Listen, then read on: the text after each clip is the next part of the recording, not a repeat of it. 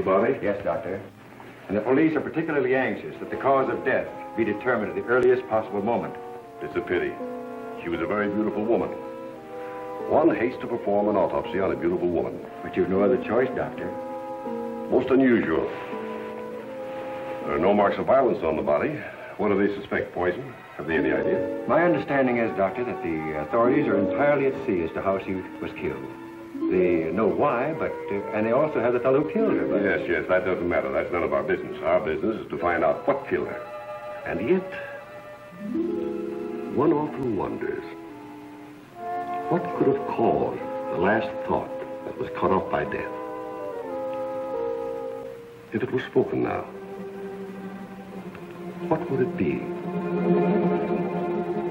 If you're here, you found me alive. But you know what you killed me. I warn you. Don't come another step. No, don't, please. Don't. No, I told you I didn't want the bandage. Why, Laura? Why are you so opposed to the bandage? Does it remind you of something, perhaps? What do you mean?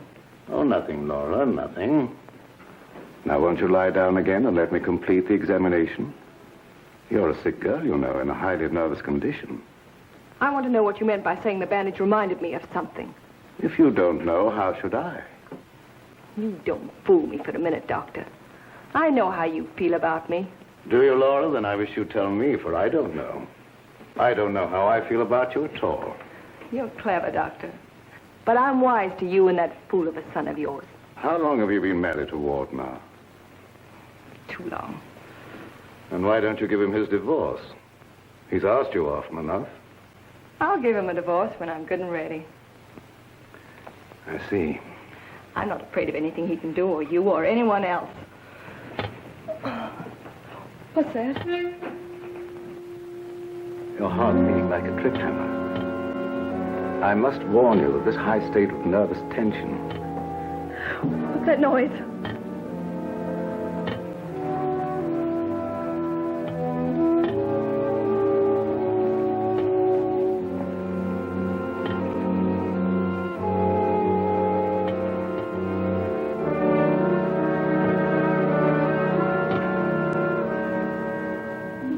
It's only a branch tapping against the window. Now, my dear Laura, if you want me to help you, you must tell me what it is you fear. I told you I'm not afraid of anything. I know what's going on here. Someone's trying to scare me out, but it won't work, see? Here I am, and here I'll stay until I rot. I'm afraid there's more truth in that than you suspect. Laura, I must ask you not to cause Father any more trouble. I don't want you threatening him, you hear? You too. You're so cute. I'm sure you want to be alone. You're not going to make him pay for my mistake. What are you going to do about it? I'd like to... You'd like to choke me, wouldn't you, Ward? You haven't got the nerve. Here. This is the only thing you ever gave me. You can have it back. She's right. I gave her this when we were married. It's the only gift that ever passed between us. Ward, what do you propose to do about Laura? What can I do? She won't leave me. She won't give me a divorce. Well, things can't go on this way, you know. Dad, what is the matter with her? What do you think is wrong? I don't know. She wasn't this way until she began getting those letters from abroad, you remember? Yes, it had something to do with those letters.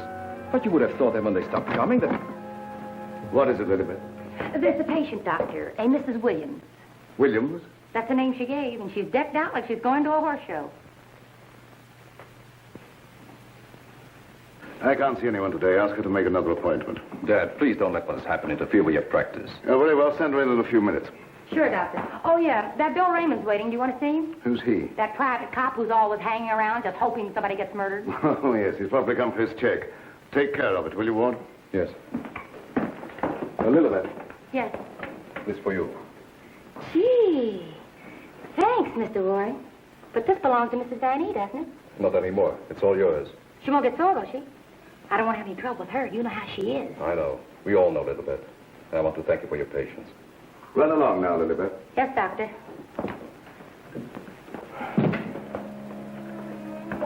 You made a fatal mistake, my boy, in marrying Laura. Yes, I know. But you don't suppose I'm going to stand for it forever, do you? No, I don't.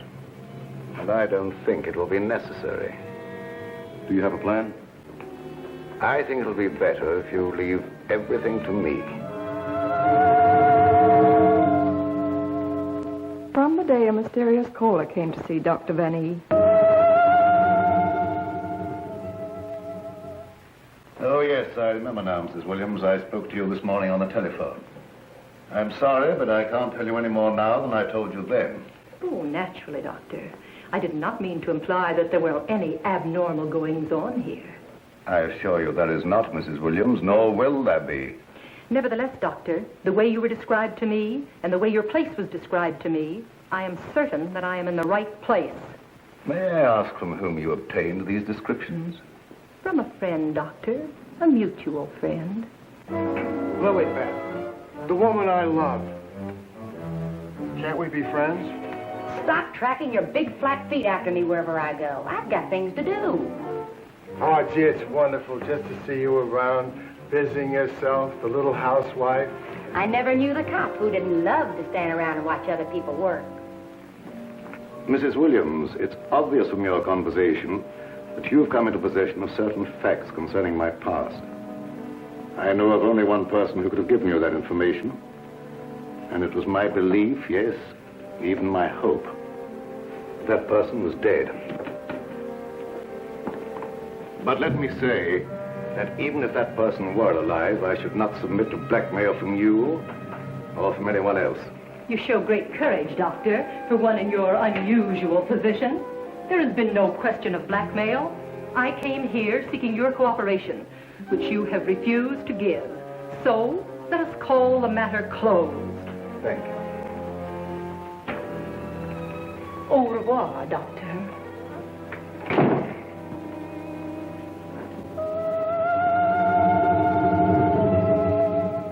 Then came this sinister pair.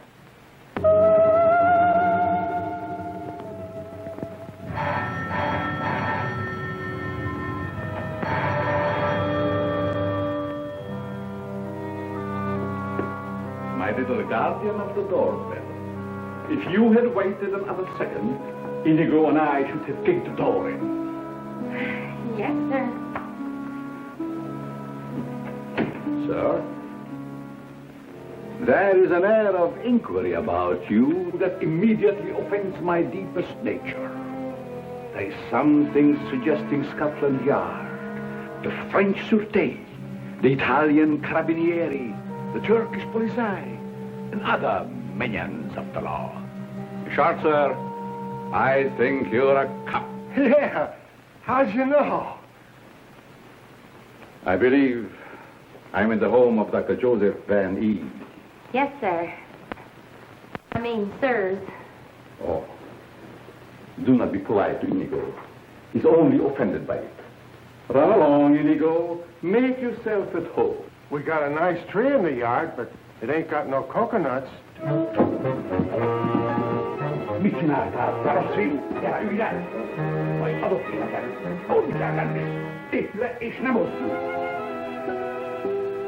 My little friend Inigo is deaf and dumb.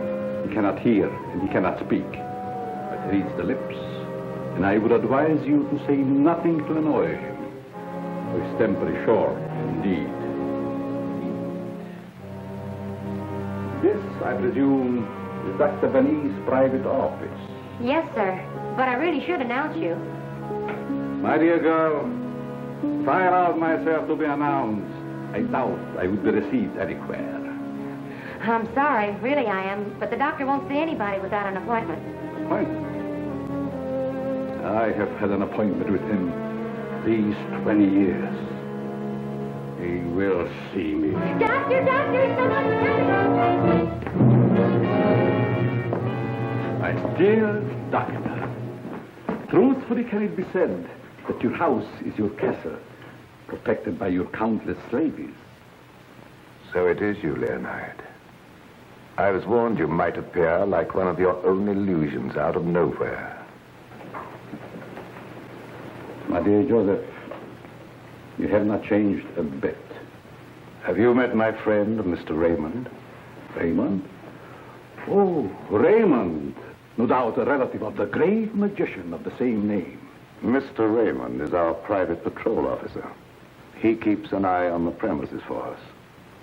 And other comings and goings. A very good idea, my dear Joseph, to have a private bodyguard at your beck and call. Well, you fellas are old friends, I can see that. Oh, yes. Old friends.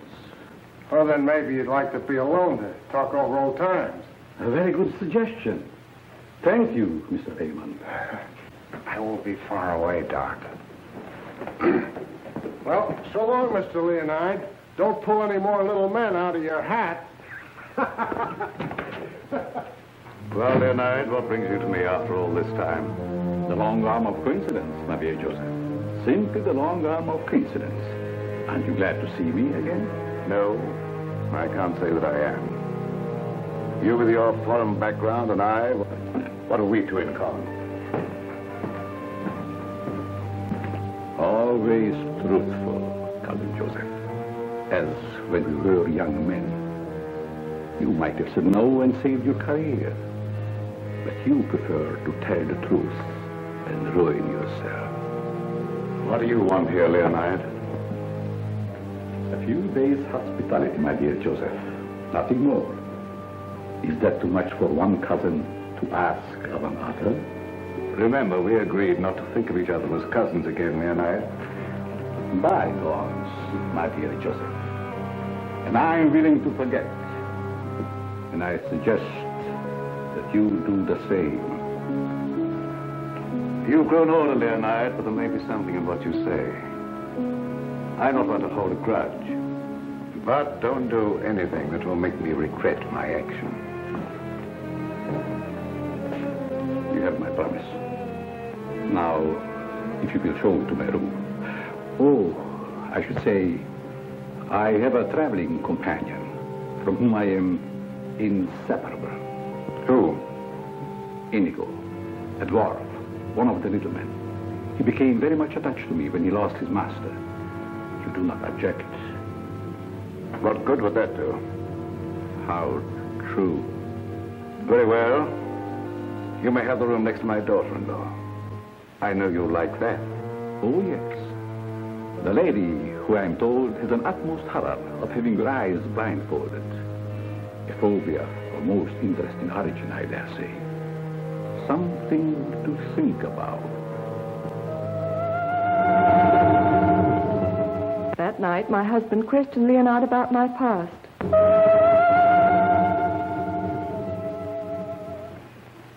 Cousin Leo. Oh. My dear Ward. How flattering that you remember me. Well, how could I ever forget you? What are you doing here? A chance visitor, my boy. I wanted to see the old homestead again. You've seen Father? Yes, and he received me with open arms, in a manner of speaking. I don't mind telling you, you came at a very bad time. We're having some trouble. My boy, trouble and I are like this. I presume you refer to the charming lady in the room next to mine, your wife, I believe. Yes, Laura. I haven't met her, but I'm looking forward to the pleasure.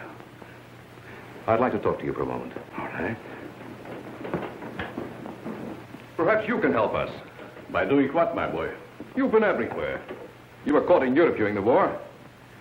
I'd like to show you something. You may be just the person I'm looking for. If I can be of any service. Did you ever hear of a dance team called Renee and Lorette? I don't think so, my boy. And then again, there must have been such a team. Look. Renee and Lorette. The dance of the green mask in the green room in Paris. The green room. Yes? Oh, the face of the man does seem slightly familiar. May I ask, where you got this photograph? The maid, Lilibet, found it in Laura's room and turned it over to me. Oh, well, my boy, I'm afraid I can't help you. I played the green room on several occasions, but never with these people. In fact, I don't seem to remember them at all. And I appeared in many clubs during the occupation. I'm sure the girl behind the green mask in this picture is Laura. How can you be sure? Who can ever be sure what's behind the mask? If the people in this photograph could suddenly come to life. I'd like to know who the man is. It can be anyone, my friend. Anyone. In this makeup, it might be even I. I wish you wouldn't joke about it. This is very serious. Of course. But let us say you found out who the man in the photograph is. What then? I have an idea that if the man in this picture were to show up, I'd find out I wasn't married to Laura at all. Think over what I've asked you. It'll be to your advantage. Certainly, my boy. I will give it every consideration. And perhaps something will occur. Who knows? Don't you want to leave the photograph with me for my further study? It might be the very incentive that my memory needs.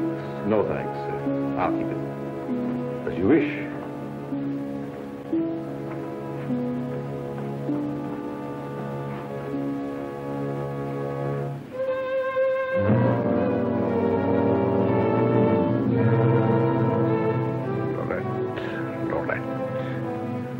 I'll make a bet the man in green will get you yet.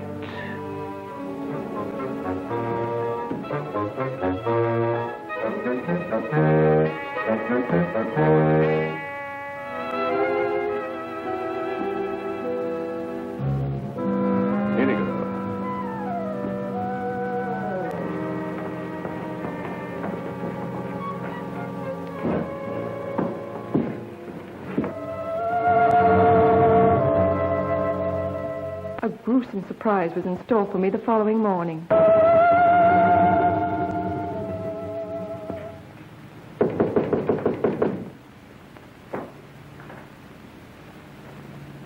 Who is it?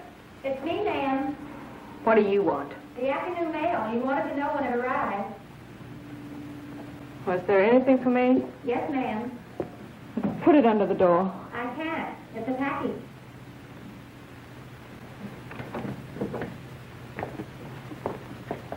What's in it? I don't know. It's against postal regulations to open other people's mail. That's never stopped you before.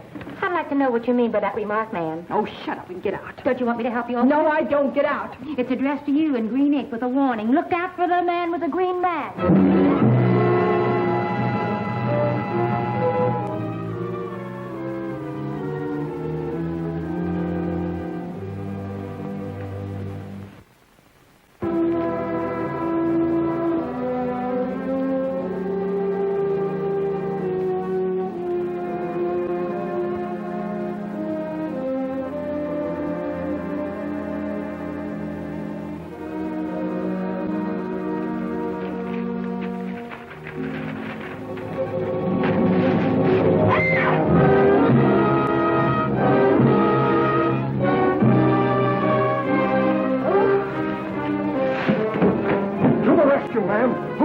Which way did he go? Get out. Get out. I just heard you yell. I was hoping it was a murder at least. Get out. I tell you, you have no business here. Well, but you don't understand. I'm supposed to be here. That's what I'm being paid for. Paid? Yeah. You see, I'm Bill Raymond, private cop in this neck of the woods. I was hoping we'd have a little murder or something happen around here so as I could solve it and get my old job back at Sentinel Homicide. Nothing personal, of course. Who told you to say these things to me? Well, nobody said nothing to me. I was just waiting around outside to see Dr. Van Nee, and I heard you yell. So you're a friend of that crazy doctor and his son? Crazy? I wouldn't exactly say that, ma'am. The doc's a pretty good egg. You wouldn't want anyone to say you was crazy, even if you... You can go back and tell them I'm not afraid of being murdered by you or them or anyone else. No, I don't guess you are, ma'am. Still and all, if you was to get murdered and I was to find out who done it, it'd be kind of a break for me. That'll be the kosher.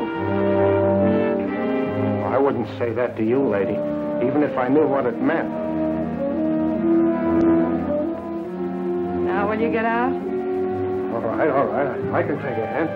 Nice little bedroom companion you've got there. Get out. I'll go, but don't think I'll come running next time you yell. I'll know it's a fake.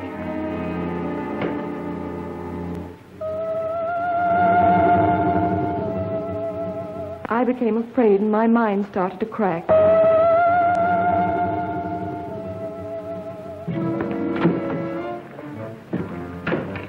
Lilybeth, my melancholy baby, where are you? Where'd you get that box? I don't know what you're talking about. You lying little snoop going through my things. What'd you do with the picture? Where is it? I didn't see it. That's the last time you put your hands on me. I'll give you one more chance, and then I told you I don't know what the picture is, and I don't know what you're talking about. It's been you all the time going through my things, opening my mail, rapping on my door at night. Now you're blaming me. I've never touched anything of yours. You've got my robe on now. Where'd you get that? I was just trying it on. Mr. Ward gave it to me. He said you didn't want it anymore. I'll tell you when there's something I don't want. Oh, shut up. It's only a dummy. A dummy?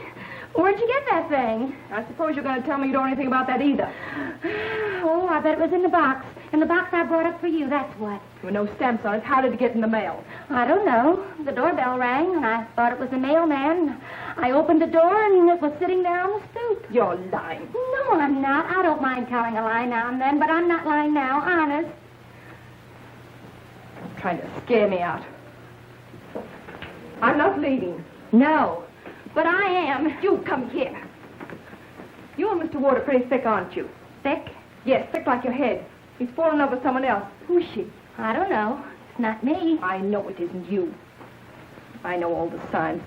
He's fallen in love with some simple-faced man. There's always a way to get even with them. I've got to find that picture. Otherwise, they won't know what he looks like. I've got to send it to the police. He won't dare touch me. Who do you mean, the man in the picture? Have you seen him? Maybe I have, and maybe I haven't. Maybe I saw him go behind the thicket, or through the wall, or under the house. He's here in the house? Yes. I let him in. I let him in. He was waiting outside to get you, Miss Laval. Miss Laval. There's nothing safe from your prying eyes, is there? You think you know everything, don't you? I know why you're afraid, and I know what you've done. No, I'm not so thick. I'm not as thick as you think I am, Miss Laval. That head's supposed to be you, kind of a calling card. I'll remind you that. Why, you...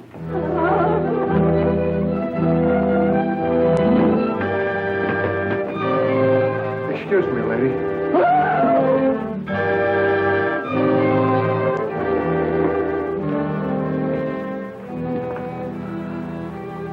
Oh, I'm afraid.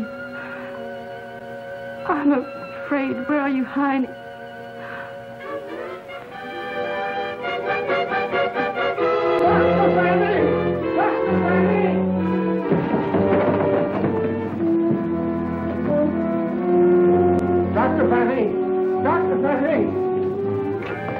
Doc, fun is fun. But after all, there ain't nothing in my contract that says I gotta... Well, now I ask, is that anything to be playing football with?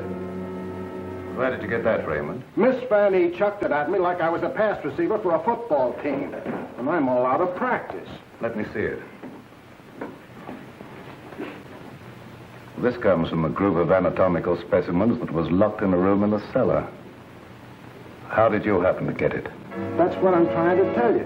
There I was, outside her door, strictly minding my own business, understand? Listening at the keyhole. I don't think that belongs to the realm of your duties, Raymond. But, Doc, there were screams inside. You gotta admit it's within the longitude of my profession to make with an investigatory reaction thereto. What am I saying? I don't understand how his head got from its locked room in the cellar. Well, the way I heard it, it was sent to Mrs. Van A. That was rather a gruesome practical joke. Why, your anatomical locker hasn't been opened for ages. I think you once told me you'd lost the only key to it. I know. There is no key to my knowledge. Why, that thing didn't walk out of the room by itself. Hardly. Doc, I'm worried. What about, Raymond? Well, now, take this head business. The whole thing don't seem hardly serious to me. I think that if it's all the same to you, I better be checking along to other duties. You're not afraid, are you, Raymond? Who, me? Scared? It's just that I don't think that there's going to be any murder here done after all. That's too bad. Well, it's not your fault, I guess. It's just not my lucky day, that's all. Thank you, Lilibet. Oh, Miss Lilibet, have you a little more coffee in the kitchen? What happened to the 3 gallons I already gave you today? Lilibet, what you need is a good, strong, steady man Who is always hanging around, tracking up my floors and things. What's that on your shoes? Looks like cobwebs from out of the cellar. What were you doing in the basement? It could have been the attic. Bill Raymond, you're holding out on me. What are you up to? Up to? Yes. Who asked you to go poking around in the cellar? It was in performance of my duty. What duty? What did you find? Absolutely nothing. That's what makes me so disgusted. Too bad about you. You know, Lilibet, I think somebody around here is just kidding. They don't mean business at all. Why don't you just wait around and see? Say, if you got any inside dope, I wish you'd tip me off. If I'm ever going to get back to Central and prove I'm a good detective, I got to have some clues.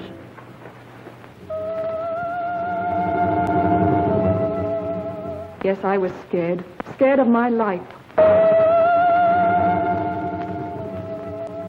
I expected big things of that ghoulish-looking guy, but he ain't delivered neither.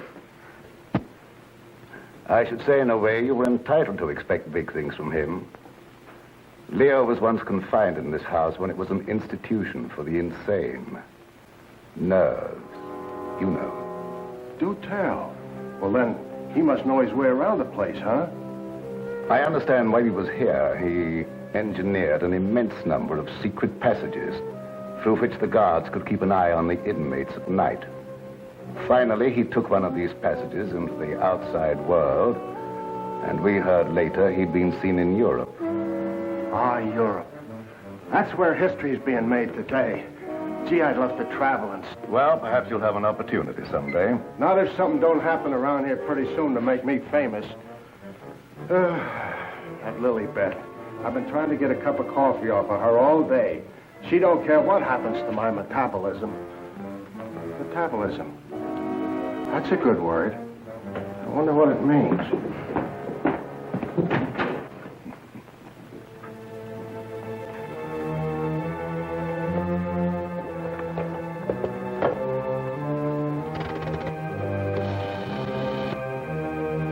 Operator, I want the police right away.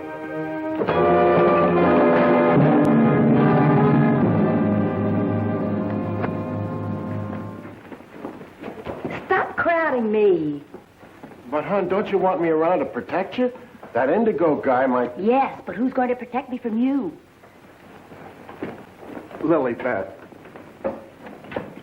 My wild Irish rose. I just live for the day when I can take you out of all this. When I can slave and get you the luxuries in life. Gee, I'd gladly work my fingers to the bone to buy you expensive motor cars and furs and jewels and things and serve you breakfast in bed. What's the matter with me? Am I crazy? Yes, and I'd hate to hang by my neck until you got me all those things. Yeah, you might get a little blue in the face. Still and all I gotta do is to find myself one slightly murdered body, and I'm in. Stop looking at me. Oh, Lilibet, sometimes I think I'm not getting anywheres with you. What do you think? I think you've got a good idea there. All right. You'll be sorry someday when you see my picture in the paper. Wait and see. Hey, Lilibet, why don't you answer the doorbell? Maybe that indigo guy wants in.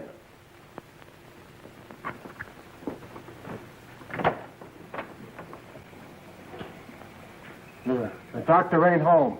You'll have to call some other time. Don't be silly.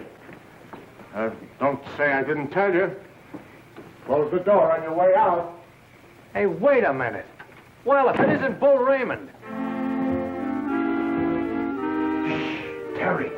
You trying to ruin me? Ruin him. Come here, Bull. Meet Miss Cornell.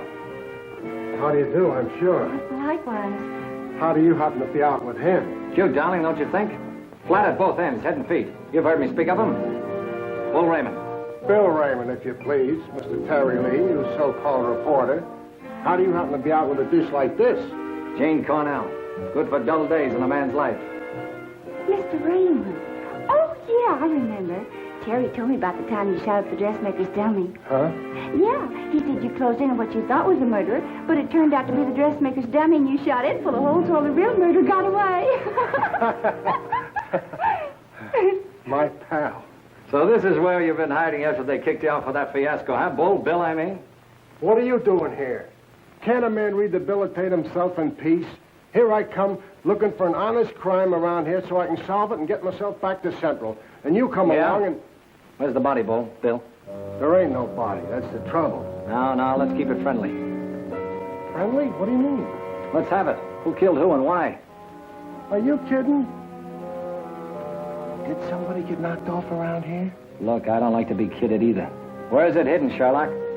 Oh, Terry, you've been on the police beat so long that... Now, listen, Bill, you know me well enough to know I wouldn't come out here just for the ride. Not when I could be, It just so happens there was a call to the police. Came from out here. And I happened to be there when it came through. Miss Cornell happens to be the operator. So she tipped me off. Told me the line had gone dead. So I smelled the story, and here I am for an exclusive. You see what I mean? What's in that? Well, that's the doctor's consulting room, but there ain't nobody in there. I've been standing here for quite a spell. Open it up. Let's take a look. That's funny. The lights in here ain't almost never out. In you go. Never do that. I could get killed that way. Is that bad? Oh, so nothing's happened around here, huh? Busted.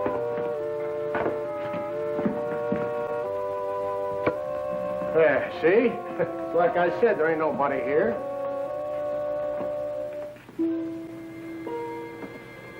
Hey, cut it out, will you? You're making me dizzy. Well, sure, somebody stumbled over it and pulled it out of the wall. Could happen anywhere.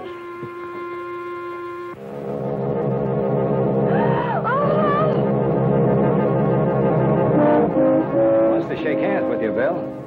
Step right up. Not me. You seen it first.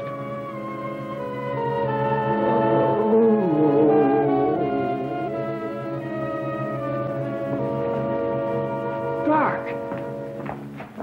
Raymond, did you try and kill me? Oh, why, Doc? Why should I do that? You ain't paid me for last month yet. How long you been here? Now, let me see. I was going to make a telephone call when... Somebody conked you, huh, Doctor? Then rip the telephone wire off? Yes, I imagine that is about what happened. Who are these people? Well, they're all right, Doc. This is Terry Lee and Miss Cornell from the Times. We don't want any reporters here. Nothing's happened. Look, Doctor, nobody ever wants reporters, but then something happens, and there they are. But nothing has happened. I fell and hurt my head. Oh, I see. Then you got up again, put yourself on the table, and got all nice and pretty in that shroud there. You won't get any story here. And now, if you'll excuse me, I have some work to do. Doctor, do you mind if we stick around for a while? Seeing that nothing's happened, well, why not? Very well, you may stay for a while, but I warn you, if you make yourselves objectionable in any way, I'll have Raymond throw you out. Well, come on. You heard what the doctor said. He's busy. Get out of the office.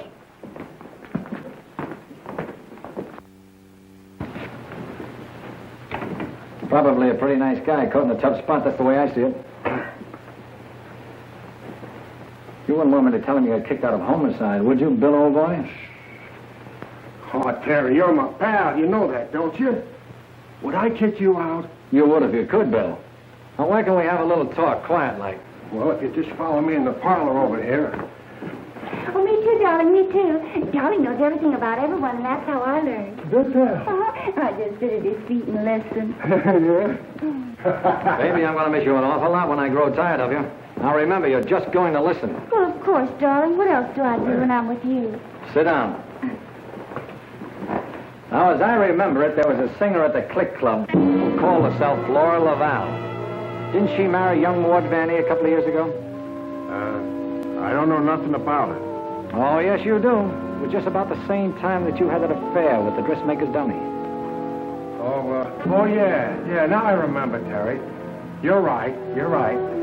She was down to the Click Club, and it was her that married Ward. Wasn't that on a bet of some kind?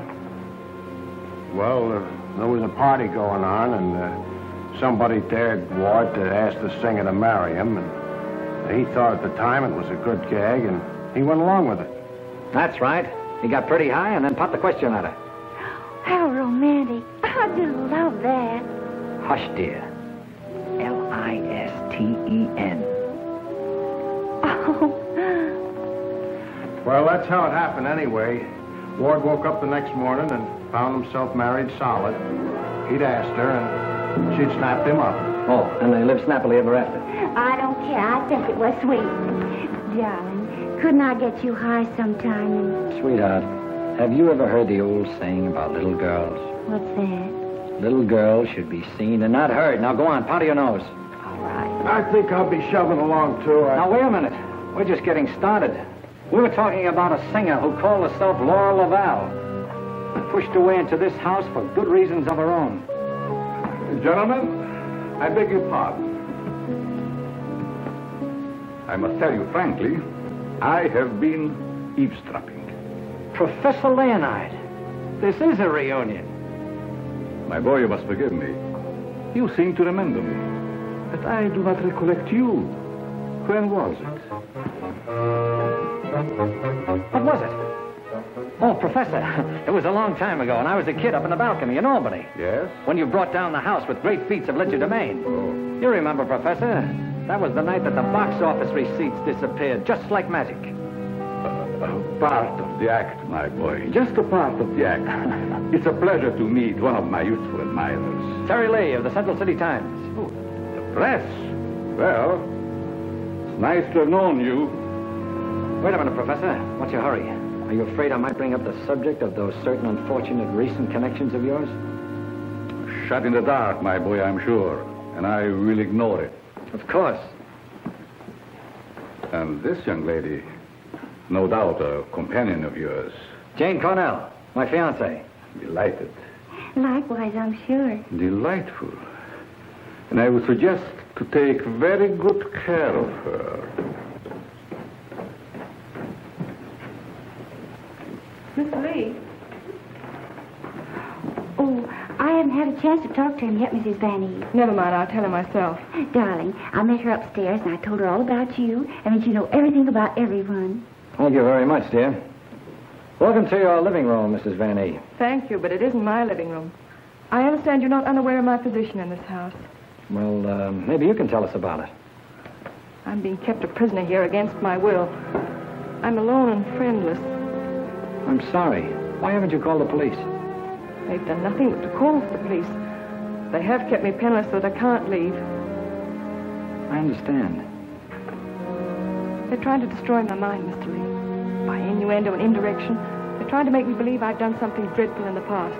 That I'm to be the victim of some horrible vengeance. You know best about that. I'm innocent, Mr. Lee. I've done nothing. Now, this doctor's brought some stranger here with these tricks and illusions to further make me believe... You mean the professor and his little, Yes. You must help me, Mr. Lee. Laura, it's so good to see you downstairs again after all these days being locked in your room. You know perfectly well why I've remained locked in my room. Lord, this is Mr. Lee of the Times, the gentleman I told you about upstairs. Oh, yes. Look here, Mr. Lee. We don't want any more of that front-page splash stuff, such as I got when I married Laura. Your wife's been telling us that she's being kept here under constant threat. She's out of her mind. See what I mean, Mr. Lee? They don't overlook a single chance to put it in my head that I'm crazy. Perhaps I can explain, Mr. Lee. We don't believe there's anything wrong with Laura now. But we are sure something will happen to her mind if she continues to live under this strain. Just as I told you, they're behind it. Can't I make that clear to you? They spend all their time trying to terrify me. They write me letters in green ink. They send me dummy heads wrapped in green paper. Anything to frighten me so I can't sleep. I can't think. The only thought in my head is that I'm going to be killed. These are very serious charges, gentlemen. And I might say it'd make a perfect front-page splash. Lee, if you dare print a word about those ravings of my wife... Don't do anything to make me think they aren't ravings, Mr. Van E.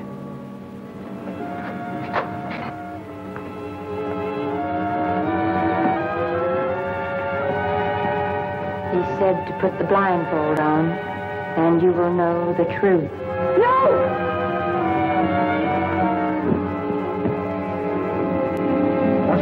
Doc? Quiet, Raymond. You don't mean that she's... Dead, Raymond.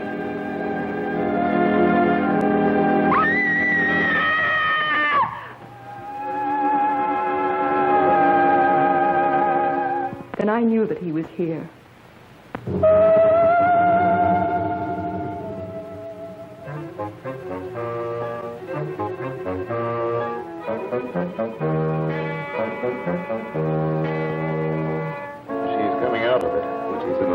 State of shock. May be necessary to administer a sedative. That's intended to shut her up. I'd like to hear her do some more talking, Doctor. If her mind is allowed to dwell upon what's happened, that may be the breaking point. Well, you've got all the answers. Look here, Lee, I don't like your tone. If you have any insinuations to make them to me. Okay, I will. Suppose you and I talk this over downstairs. I don't recognize your right to question me. However, if it'll make you leave Father alone...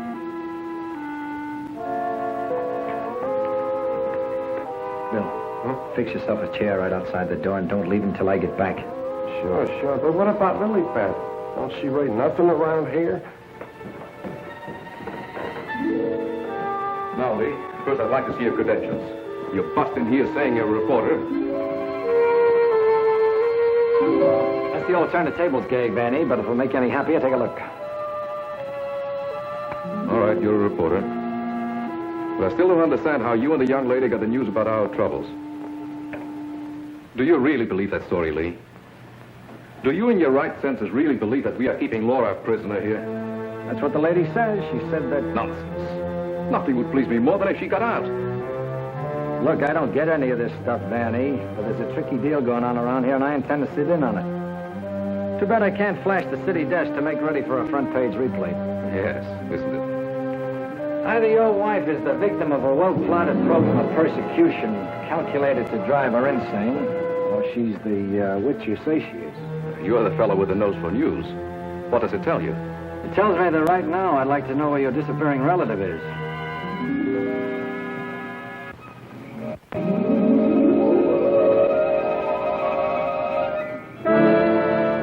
Get back, you fool. What's out there? I have a right to know.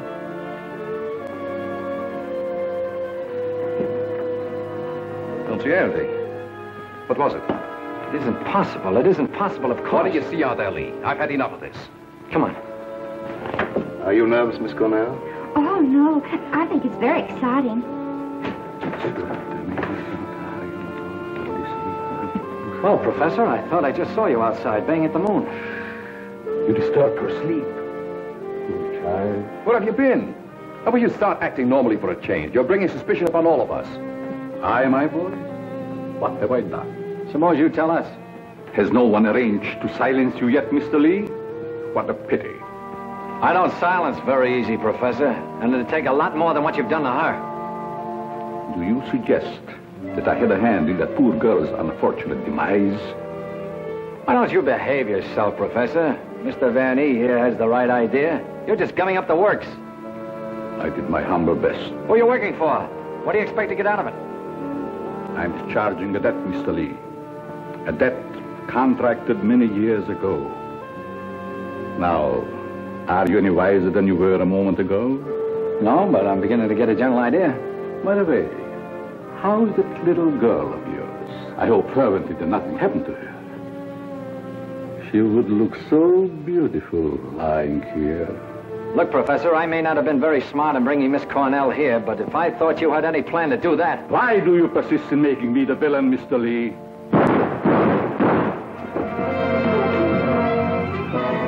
Now we will let you be the witness, Mr. Lee. I am here. The sounds came from upstairs, right? Always reliable. Now what do you rehearse? In there, Terry. In there. It's murder.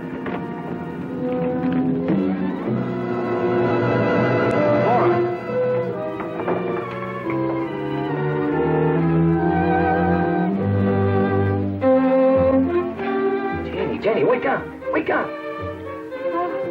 Oh, Terry. Tell me, what happened? Oh, Terry, darling. Let me think.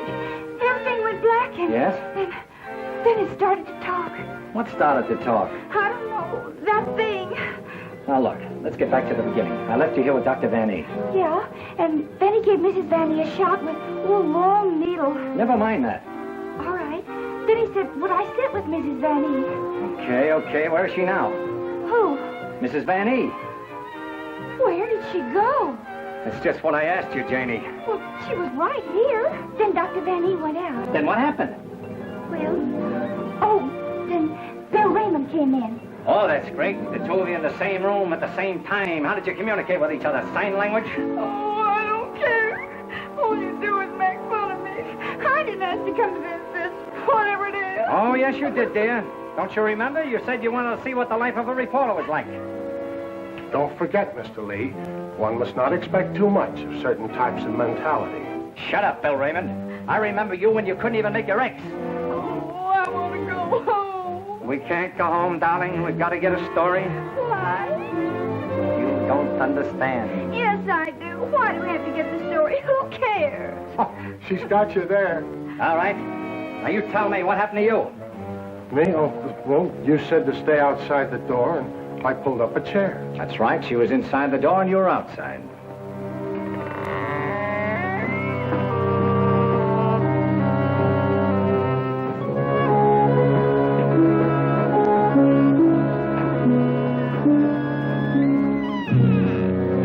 Then come that odor of heavenly perfume. That was an lily pad.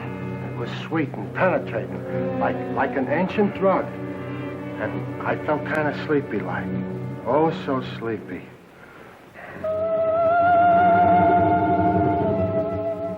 At last, he had me under his power.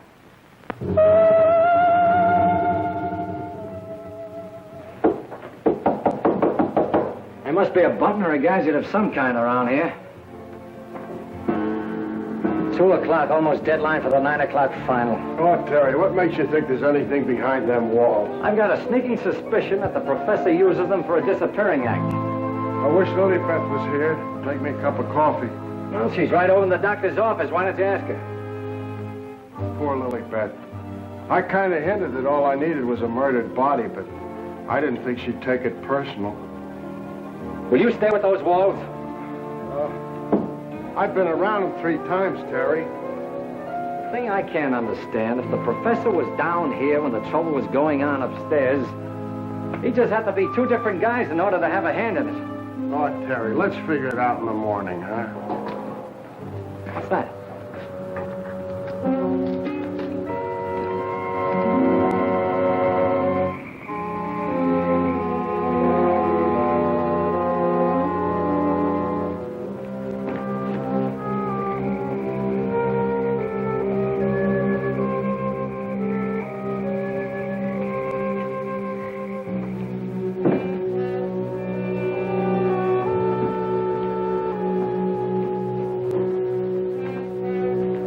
Wake up. Either something or somebody opened the front door. Oh, that's the shortest night's sleep I've had in a long time. All right. Now that you're good and rested, let's see if we can understand what happened upstairs. Well, do you think it had something to do with that picture, maybe, that Lilybeth found in Mrs. Van E's room? What picture? Oh, the one with the couple with the 2 masks, you know, like we found, like that mask. Who has the picture now? Well, young Van E, I guess. That's the point. Where has Mr. Van E been since his wife's disappearance? Well, him and his old man are sleeping. I guess they got some sense. Oh, no. I've already checked that, and they haven't slept in their beds tonight. Wake up! I refuse to answer on the grounds that might tend to incriminate or degrade me. My unconscious mind. Now, look, Bill, please stay awake for a while. Now, look, tell me, what happened when you smelled that sweet odor in the hall upstairs? No, it smelled lovely. Lovely, that's all I can remember. And Dr. Van E had already left Laura's room, is that right? Yeah, he'd gone out, and he said goodnight, and he had given her some sedative or something that he said would take care of her till morning, then he went down the hall to his own room. And then you fell asleep? Yeah, no, I just kind of dozed off a little. Like this. Here's your coffee, sir. Terry, that's a dirty trick. Stay on the other side of that window. What for? Take a look. I'm looking. What do you see? Lily Beth! Gee, this ain't natural. Who are you talking to? The woman I love. Poor little angel. Try and speak to me. She can't hear you.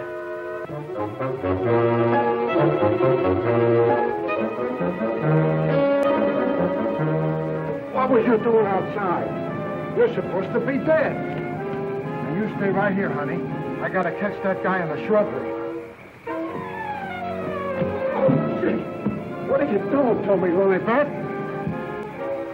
I got work to do. Lilybeth, be reasonable, will you? If you don't cooperate, I'll never get back to Central. Never mind, Raymond. Take care of Lilybeth. Lilybeth! Yeah, that's who it was. I opened the door and she fell right in my arms. Like she had something special to tell me. You notice that fragrance about her? And to think this wilted flower was once even as you and I. Take her back into Dr. Van E's office. What's she doing wandering around? She's supposed to be a corpse. What happened to that guy outside? Never mind. You found her. I never knew she was lost. I missed her. I missed her from my office. Will you please take her back? What are you going to do? Yes, Doctor, and what have you been doing? We've turned this house upside down trying to find you. Hardly that, young man. If you'd done that, you would have found me. Now, Raymond, we can't allow this girl to remain in this condition any longer.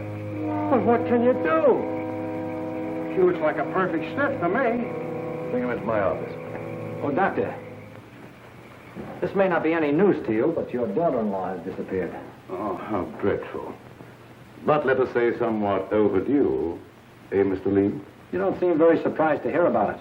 Young man, when you've been devoutly praying for something to happen, you accept your good fortune without question.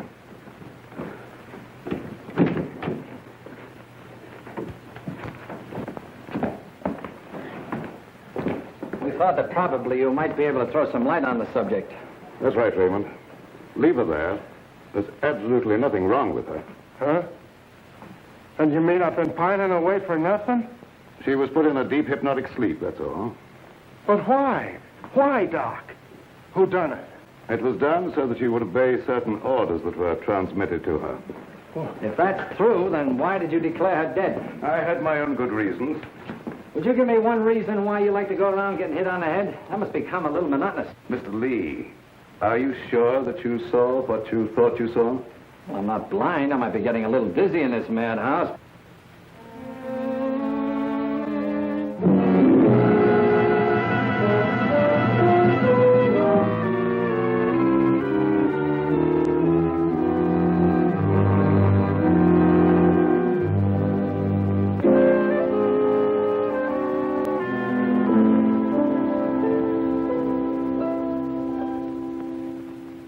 You know, Doctor, morning isn't very far off. And when the police get here, you've got an awful lot of explaining to do. You're in this up to your neck. By morning, let us hope no explanations will be necessary. Everything will have explained itself. Poor little sleeping beauty. Do you suppose someone thought she looked weak-minded and picked her out to carry out his commands? That's not always the case, Raymond. If Leah and I were here, we could settle this case very quickly. Gentlemen, it is my peculiar misfortune to always be in a position where I may eavesdrop. How can I be of service, Cousin Joseph? Oh, Professor. Ask me no questions, my friend, and I will tell you no lies. Leonard, you could undo certain mischief that has been done this girl. I know you can help if you will. I could, my dear Joseph. But I will not bring down the wrath of the unknown madman who is loose about these premises. It is a matter of self-preservation. I had nothing to do with hypnotizing this girl. I have an idea that you may have already carried out the unknown's orders and that he no longer needs her. Nevertheless, my dear Joseph, you must excuse me. Just a minute, Professor. I wonder what would happen, Professor, if in connection with your sudden reappearance here, somebody dug up the old story of why you swindled Dr. Van E and then ran off and let him take the rap. I will not be blackmailed, Mr. Lee. And I observe again that you're a young man who knows too much for his own good. And I would also like to know where you obtained all this information. You're extremely young to have your fingertips on events of 20 years ago. I have a memory like an elephant. I never forget something once I hear it. I'm a Sharpie, Professor. As every one of you will admit before morning. Now, Doctor, I'd like to bore you with a few questions. I wouldn't mind, young man, if you had the slightest idea of what you were looking for. Maybe if we start back to the time around midnight, when you administered what you call a sedative to your daughter-in-law. Are you inferring that I had anything to do with Laura's disappearance? Why do you keep evading the issue, Doctor? You know you'll have to confess when the police get here anyway. I would remind you, young man, that you're making a direct accusation, and I refuse to answer. Look, I want the facts and I want them now. Let's cut out the mulberry bush routine. Listen, Bill, you're supposed to be a cop and you want to get back to homicide. Help me make the doctor loosen up. He knows a lot more than he's telling. Well, sure, I'll help Terry, but first let's get Lilybeth out of this. Maybe she can tell us something. Yes, Mr. Lee, it seems to me that you're not too anxious to have Lilybeth restored to consciousness.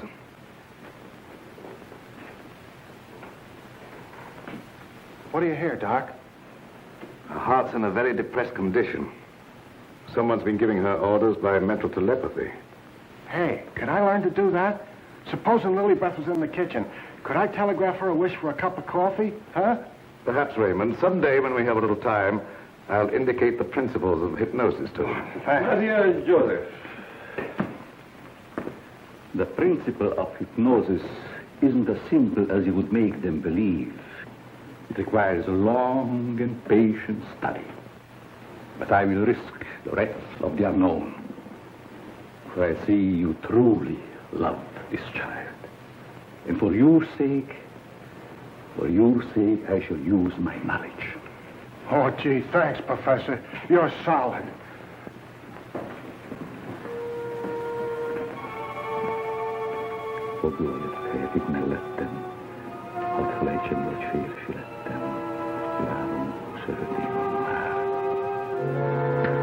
Wake up.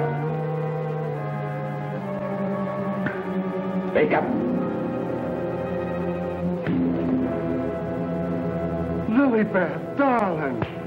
Keep your big hands to yourself. What are you slapping me for? Professor, put her back to sleep. It's better that way. What have you been doing to me? Me? What have I been doing? Yes, what have you been doing? You gotta learn me that hypnotism trick. It's my only chance. Tell me, Lilybeth, what happened? Well, I can't seem to remember it. It all seems like a dream. Did you see anyone? No.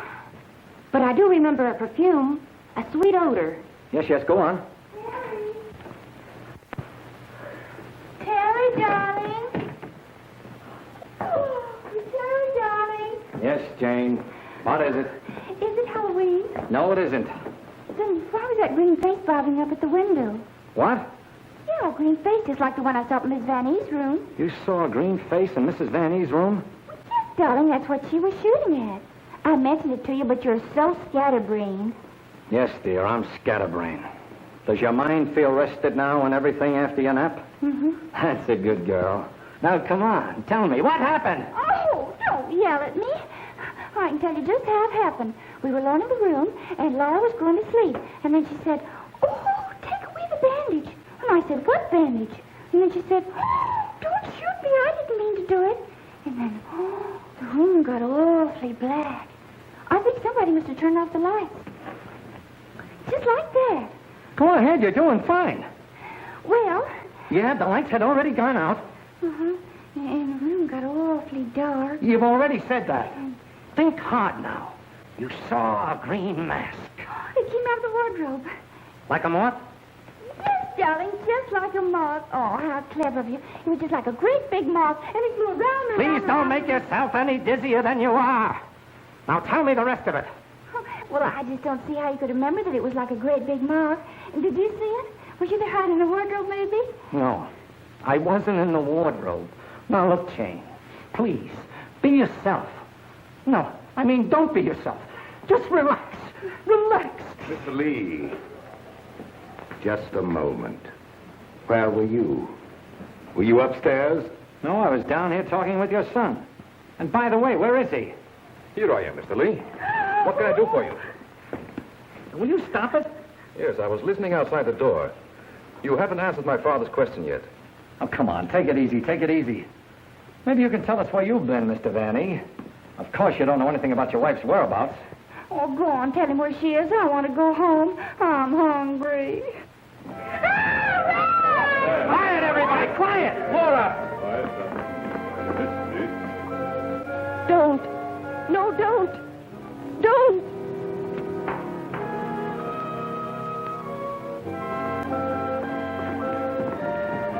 Laura! She's under a hypnotic spell. Ladies and gentlemen, it has been an exciting night, and you all are deserving of some explanation and relaxation for the strange goings-on. The guy who's doing the talking is behind the wall somewhere. Now you're getting smart, Sherlock. We introduce at this time the team of Lorette and Renee as they appeared at the height of their success in the green room of the Paris Crillon. Sure, the mask, the picture. Mademoiselle Lorette. Now I know who he is. Mademoiselle Lorette will now put a bandage over her eyes, the better to see the inner truth. Very good, Renee. Very good. Just like the old time. Would any member of the audience like to ask Mademoiselle a question? Come, Mr. Lee. You have been so full of questions up to now. I'm thinking, brother. We cannot keep Mademoiselle too long in this delicate mental balance. She has been under a great strain lately. Then I will ask the questions myself. Yes, Renee, I'm at your command. Are you afraid now? No, I'm quite safe. Will you tell the truth? Yes. They came to me and said your partner, he of the magic feats and rare impersonations, is a spy. But we can't prove it. We will give you 1,000,000 francs if you, Lorette, bring us that proof. Now we shall know. You gave them the proof they wanted? Yes. They took him away to be killed? Yes. What was he to you, this man you betrayed? This man you sold to the enemy for money? He was my husband. When they told you he was to be executed, you sent this man a gift for his last moment before the firing squad. What was it? It was a green scarf for his eyes. Like the one you're wearing now? Yes. Why did you send it? It was my scarf. I wanted him to know I had betrayed him because I hated him. He was good and kind, but I hated him for the power he had over me. I see. That is your only defense. You hated. You thought they shot him. You escaped to America. You thought you were safe. Then you found out he was alive and wanted revenge. Thank you, Mademoiselle Lorette. You may remove the bandage now. What do you see on the cloth, Mademoiselle? There's a hole in it. Yes. What else, Lorette? What else? There's blood on it. There's blood. I have come back. I am here. And I will have my revenge. No! No, don't touch me! Outside, under the window, you know where.